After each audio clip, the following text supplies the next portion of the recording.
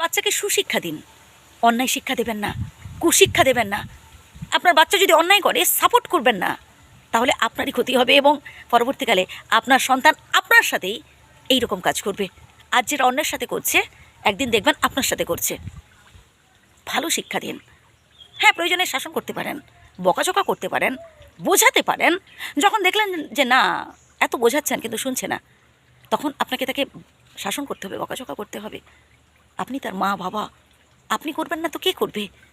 আপনাকেই শিক্ষা দিতে হবে। সঠিক পথে নিয়ে চলুন আপনার সন্তানকে।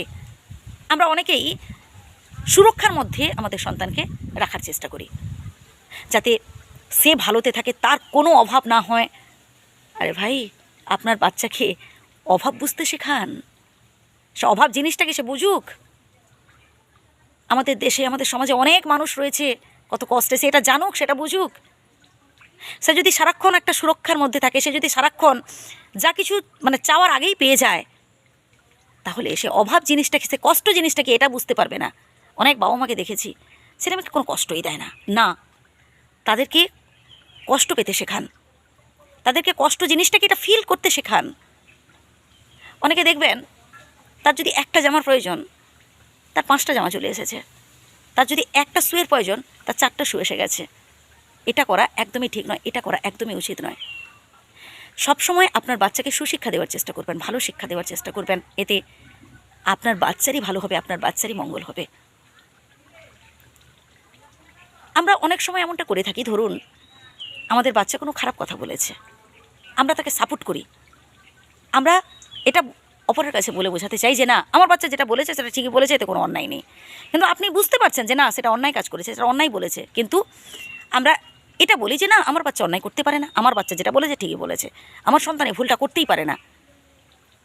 ভেবে দেখুন, 10 বার ভাবুন যে যে কাজটা আপনি করলেন সেটা আসলে ঠিক করলেন কিনা, আপনি সাপোর্ট করলেন তো? এই রকম ভুল পরবর্তীকালে, এই ছোটো ছোটো ভুলগুলো দেখবেন একসময় বড় ভুলে পরিণত হবে। আর আপনার ছেলে যখন, আপনার সন্তান যখন খুব বড় ভুল করবে, তখন আপনি তাকে বাঁচাতে পারবেন?